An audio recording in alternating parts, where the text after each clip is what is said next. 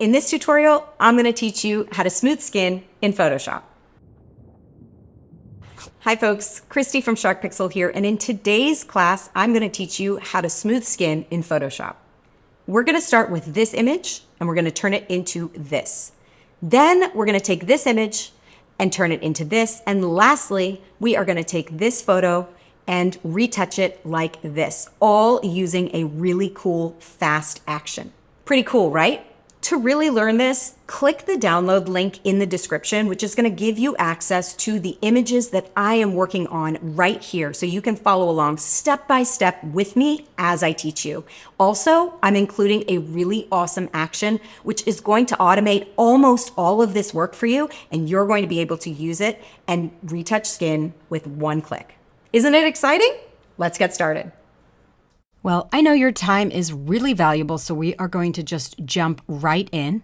And the first thing that we're going to do is polarize our reds and our yellows and our skin tone. And the way that we're going to do that is by using this little icon here. This is a black and white adjustment layer. So we're going to click on that. And then we're going to just polarize the reds and the yellows. We are going to make the reds super dark, and we are going to make the yellows super bright. So what that's doing is it's just creating contrast between the red areas of her skin and the yellow areas of her skin. So we're going to go ahead and do that, and that looks pretty good. So you can see that my values for my black and white adjustment layer are reds at -161 and the yellows are at 256. All right, now we're going to just merge visible. Shift Option Command E. And we're going to invert this now. Command or Control I. Now we need to make this a little bit more contrasty. I call this polarizing a layer or a mask or whatnot. So to do this, we're going to hit Command or Control L to bring up our levels, and we're just going to go ahead and pull these over so that the surrounding skin that doesn't have problems is as black as possible, and the area that does have problems is white. And so I'll explain to you in a minute what we're going to do with this. We're going to end up turning this into a mask. But right now, what we're doing is we're just trying to make the areas that don't have any problems black, and the areas that do have problems white.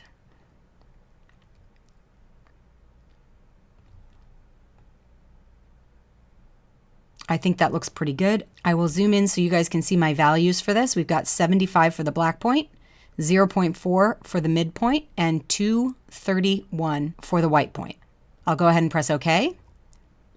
It's going to be really important in this demo for you guys to follow along step by step with me, because I'm going to be teaching some advanced stuff, and it's really going to change the way that you consider retouching your skin, and I'm really excited about that. But in order for you guys to get the most out of this, what I want you to do is download this file and the action that I'm giving you free so that you can follow along with me step by step. So in order to do that, you are going to click the link in the description below, and you'll input your email address, and what you're going to be able to do is download this file so that you can follow along with me. It's not going to look like this, it's going to look like this, but once we're done with it, it is going to look like this, and that's what I really want to show you today. So go ahead and download that file. We can open up our JPEG so we're all looking at the same thing, and we can get started.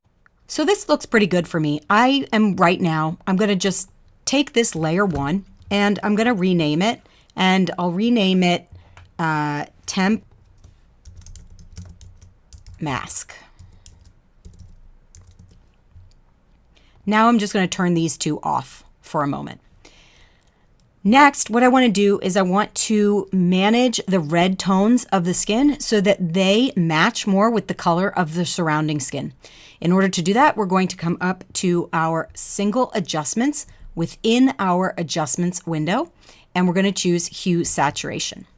At which point we are going to come into this little window right here, and we're going to choose the reds from our drop down. Now, if I go ahead just to visualize this, I'm going to pull my reds all the way up to a saturation of 100. Now, what is happening is just the red values are being overly saturated. And we can see the values that are currently being overly saturated right here in this little icon. Well, if I look at my image, I can see that the yellow tonalities are also being incredibly saturated. So I want to kind of only adjust the red tones and not the yellow tones. So by pulling down these little arrows here, what I'll be able to do is actually just adjust the redder tones while leaving alone the tones that are more yellow in a base color. So that's what I want to do. Now that I've done that, though, I want to bring my saturation back to 0. So we'll do just a double click on the word saturation right here, and that's going to bring our slider back to 0. Now we're going to make some adjustments to the reds. I would like to take the hue of the reds and increase them to about +13, which is going to make the reds more yellow in tone. Then I'm going to take my saturation and I'm going to increase my saturation of those reds by about 40, let's see, 44-ish.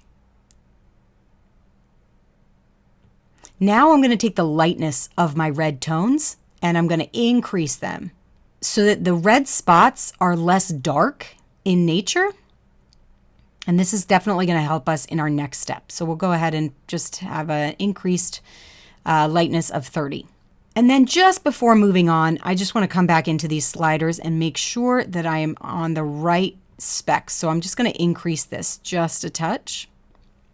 All right, so that looks good. My final values for this bar down here are a starting value of 315 degrees. This is basically your hue. And then it's going to be whatever adjustments are happening up here.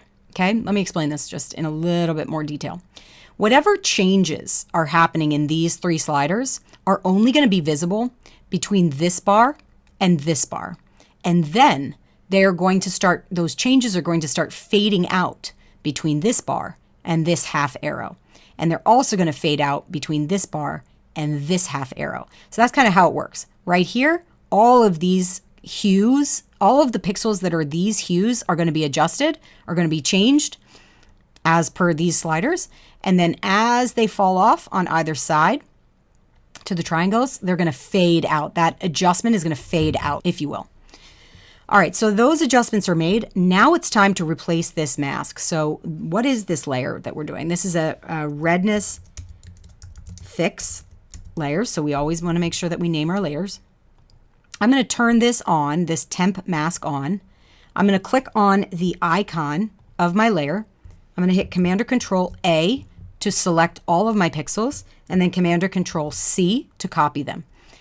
Now I'm going to click on the redness fix layer, and I'm going to hold down Option or Alt and click on the mask icon on my redness fix layer. So holding down Option or Alt and then clicking on that. You should have a white screen. Now I'm going to hit Command or Control V to paste all of my pixels from this actual pixel-based layer into this mask. Okay?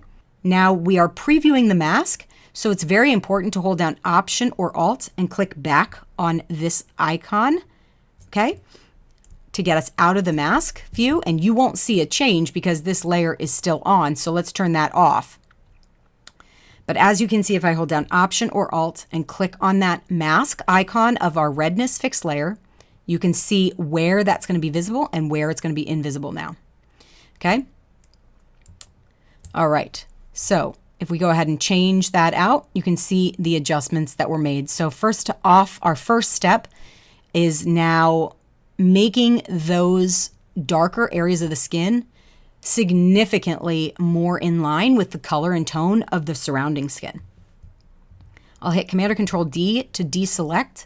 At this point, I would like to remove some of the major blemishes on the skin really quickly. And so I'll do that using a empty new layer. We'll click the new layer icon at the bottom of our layers palette, and we'll rename this blemishes. I don't want to spend all day doing this. Nobody has a lot of time to do this, but there are a few tools that I want to kind of show you and highlight for you guys before moving on. So there's a couple ways to do this. The first is going to be just using your regular healing brush tool. So we're going to hold down Option or Alt and we'll sample in an area where we like the skin texture. And then what we're going to do is brush over the blemish to remove it. Okay. So you do want to make sure that your sampling is set to current and below for this, because otherwise it's only going to sample the layer that you're on. And we all know that the layer that we're working on doesn't have any pixels on it, so it would have nothing to sample from. So I'll go ahead and I'll just do this a couple of times. This is, you know, your OG tool. This is the one that is your workhorse and that you're going to use a lot, okay? All right.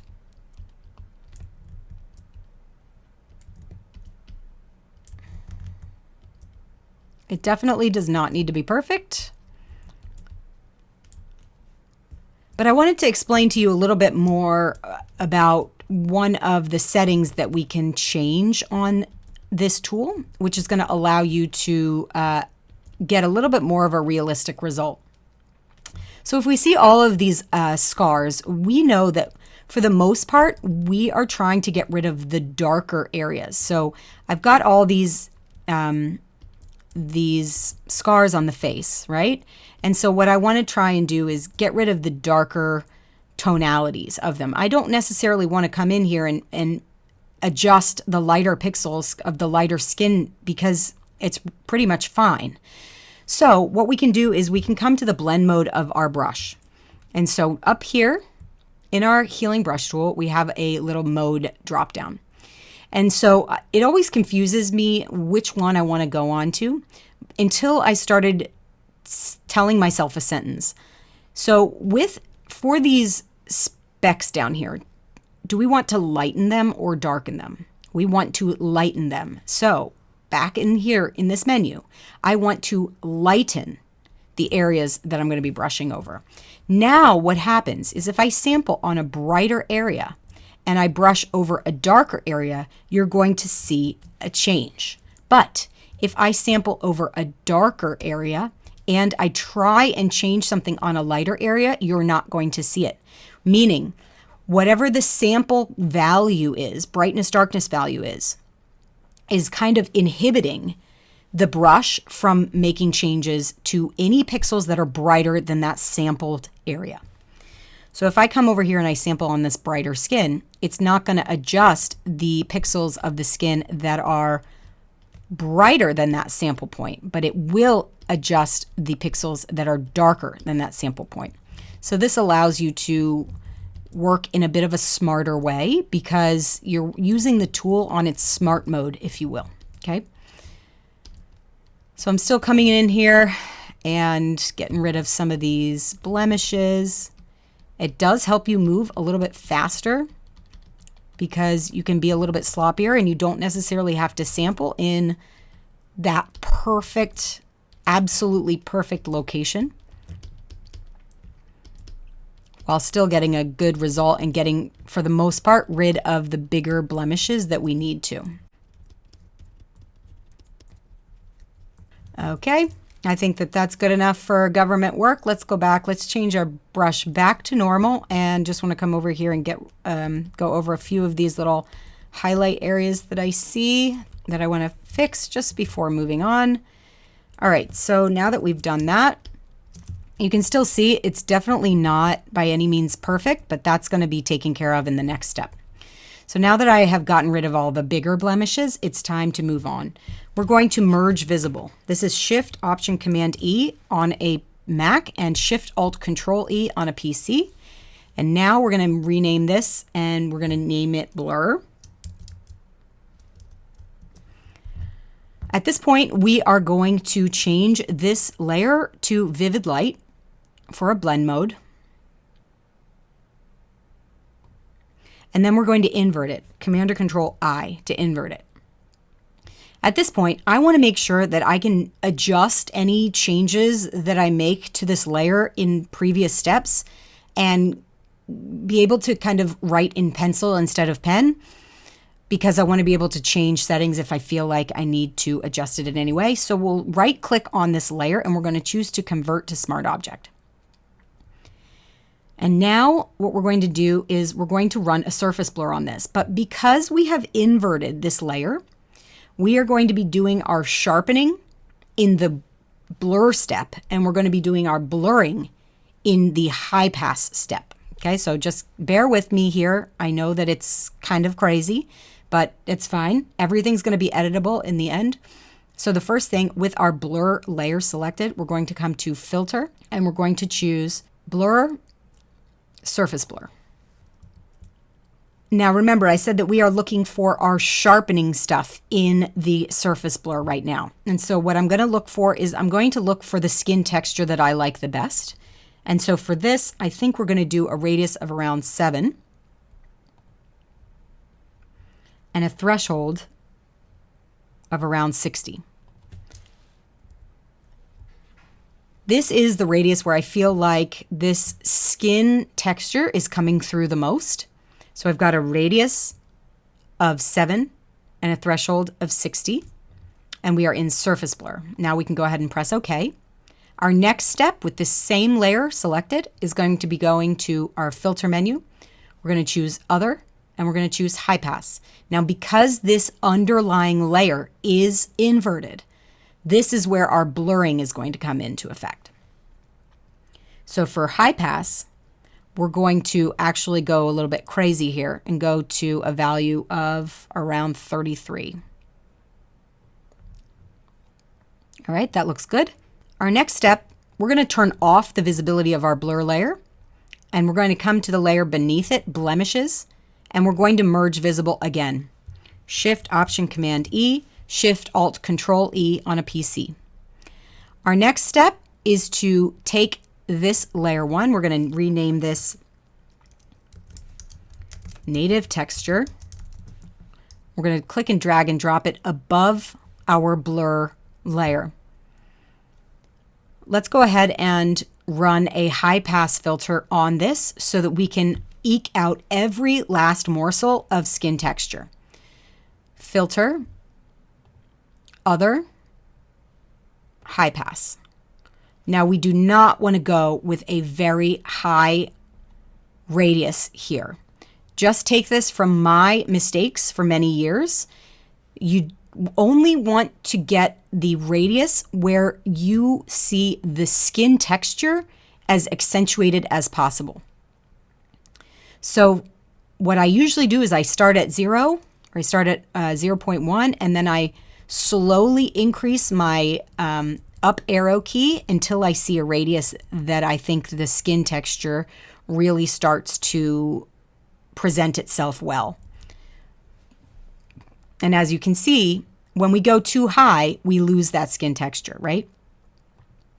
So I think around there is going to be a good sweet spot. And my value for this high pass is 2.5 pixels. All right, so we're going to go ahead and press OK.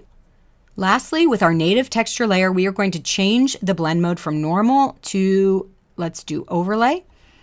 We'll turn on our blur, and then all of these layers are going to go into a folder. So we'll hold down our native texture, and we'll hold down Shift, and we'll select our blur layer as well. And then we're going to hit Command or Control G on our keyboard to group those two layers together. And then we're going to hold down Option or Alt while clicking on the Add Layer Mask icon at the bottom of our Layers palette to add a black mask. Let's call this Skin Smooth. Now we're going to paint with white on the Skin Smooth mask using a brush, and we're going to go ahead and brush over this skin area. Now, folks, before you go getting your pitchforks to take me to the stake, I want to just talk to you a bit about your ideas here and what we need to work on, okay? I am definitely a proponent for realistic skin retouching, but there's always going to be a situation where you end up with something that you just have to fix, and it has to be an overhaul. This is one of those overhaul situations. You need to know how to manage these situations, okay? But this is not going to be something I would recommend for every single time. Definitely not an every single time type of skin smoothing technique, okay? So let me show you our before and our after. on 2. Let's go ahead and take this blemishes layer and our redness fix layer. Those two, we're gonna click and drag and drop them so that they live inside the Skin Smooth mask. So now when we close this little icon right here of our skin smoothing folder, you can see that those layers aren't visible. And so that takes the redness removal and removes the redness removal from her lips, okay? Okay, so not bad for just a couple minutes of work. We're not done yet, but not a bad starting point. We're done with our temp mask and our black and white adjustment layer, so we can select both of those layers and click and drag and drop them on the trash can. The next thing that I want to do is manage the fact that we have a little bit of an inconsistency in the saturation levels of her skin. Everywhere else, I really see this nice, warm, highly saturated, healthy looking skin color, but right here, it's a little bit desaturated. So let's go ahead and come to our single adjustment layers, and we're going to activate our Hue Saturation adjustment layer again. And within the master section, we don't have to switch into any of the auxiliary color drop-downs. We're just going to increase the saturation just a little bit. And now we'll call this added sat, and we're going to click on the mask icon and invert it from white to black. Then we're going to use our brush tool to come in here, and we're going to go ahead and brush with, let's say, 20% opacity. And we're just going to kind of brush and slowly build in the added saturation in that area where I feel like it's kind of lacking. Okay, let's go back to our skin smoothing mask, and we'll come in here and just kind of get rid of that guy right there. All right, so that's looking good with the added saturation. You can see that it's starting to blend in with the surrounding skin around her.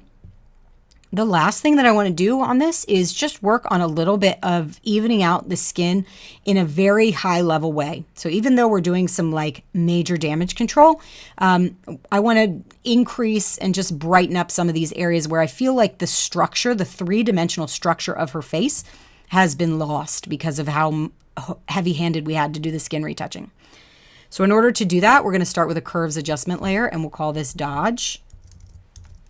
But I do want to change the blend mode of this from normal to luminosity, because if you increase the curves layer just on normal blend mode, it does affect the color, and I don't want that to happen. So we're going to go to luminosity for our blend mode, and then we're going to just increase our midtones in this Dodge layer, and then we'll invert it. Command or Control I to invert that mask and turn that mask from white to black. I'm going to activate my brush tool, and this is the important thing. I want to come in here, and I actually want to paint with a 1% flow, and we'll do an 80% opacity here.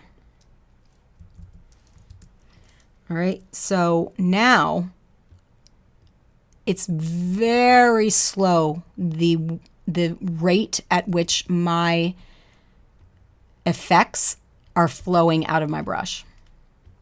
So if we keep painting in a certain area, let me just go to 100 for a second. If we keep painting in a certain area, we will get there. But it's really slow, the pace at which this brightening effect is coming out of my brush. And that is by design, because when it comes to doing dodge and burn, if you are seeing your brush strokes, your brush is set too high. And that's one of the reasons why dodge and burn is really, really hard to learn for beginners, because there is no immediate reaction as you're painting your brush. And that's really, really hard for some people because they don't know what they're doing, right? But I'm here to tell you that it is a really important skill to learn, dodge and burn, in its entirety. And I highly recommend spending some time to really, really learn about dodge and burn, because it could honestly completely change the way you think about retouching. So just keep that in mind. Now, please remember that I am giving you guys an action that's going to do everything that we just did for any images. And I'm going to show you that next. So stick around because I want you to download the action and I want you to see how it's used for those really crazy situations where you just need a skin overhaul, for example. We're all going to face a day like that in our photography career. I'm just going to go over these little hot spots just to bring back that three-dimensional form just a little bit. And I really like doing this kind of work at different zoom levels. And it's really hard to do this kind of work when I have this big, massive pink dot over my mouse, but that's for you guys so that you guys can see where I'm working. All right, and so there's our before and our after.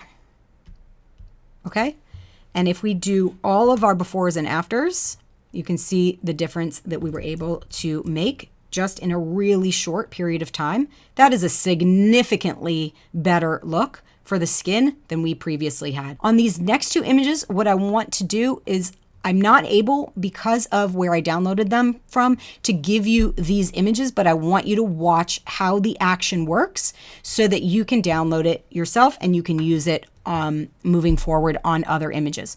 So we're going to open up our actions and then we're going to come to this hot dog menu right over here and we're going to come to load actions. So once you've downloaded it, we're going to go to load actions and then I'm going to navigate to where I have my action downloaded and I'm going to press open.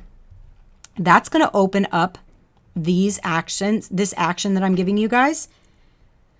In your actions palette, you can see Shark Pixel Extreme Skin Rehab. It's in a folder. And what I want you to do is open up that folder, select the action itself, and then you can go ahead and press play. Now, I know that I'm going to get the pitchforks for doing this kind of extreme retouching. So because of that, I want to just make a huge caveat for you guys. This is not going to be something you use on every single image, and I'm going to show you how to make it less extreme too. But the first thing that you need to do before this action will work is you need to make sure that your neural filter skin smoothing filter has been downloaded from the cloud. All right, so I'm going to stop this and show you where to do that.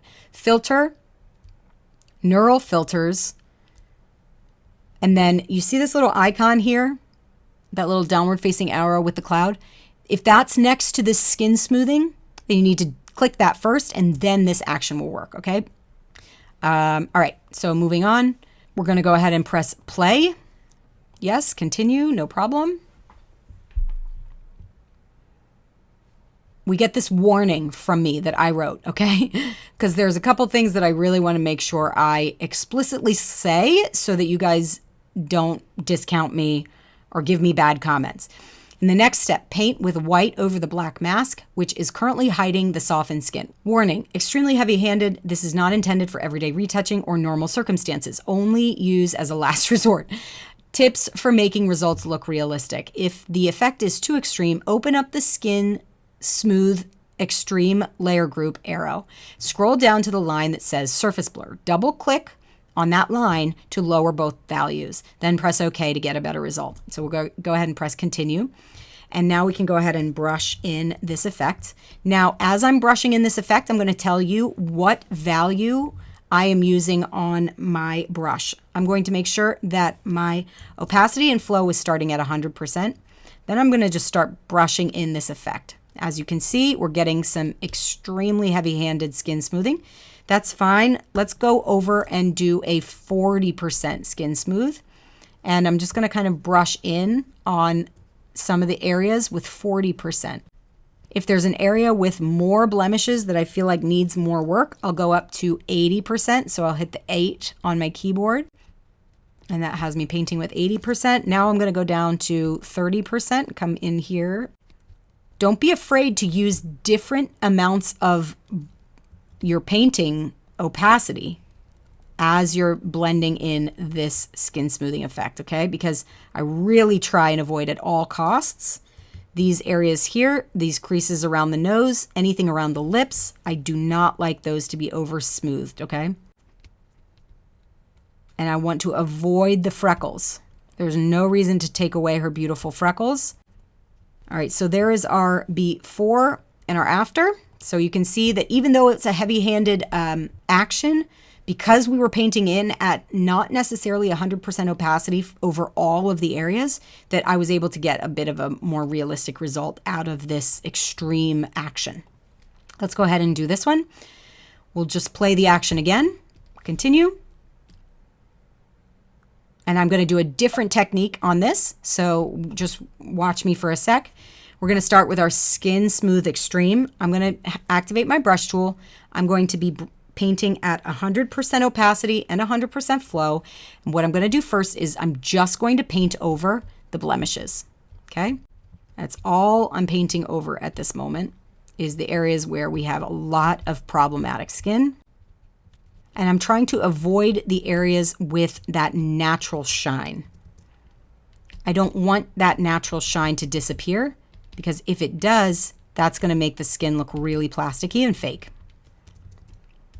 So I'm kind of giving you the best of both worlds. I'm trying to give you guys a action that is going to help you in extreme circumstances, but I also want to teach you the less heavy-handed way of using it. So now I'm switching over to a 20% opacity. Now I feel comfortable going over all of the skin with a 20% opacity of this extreme smoothing action, which is giving me a more natural look over the skin areas that don't necessarily need that intense softening effect. Come up to 30% on that brush, make my brush a little bit bigger, and there we go. So there's our before and our after. Our before and our after. All right, folks, I hope you've learned something in today's class. I want you to give me a little bit of help when it comes to what you want to learn next on this channel. So go ahead and comment below what you want to learn in Photoshop. Also, don't forget, like and subscribe to the channel so that you can be alerted the next time I come out with an instructional video. And like always, I will see you on the next class.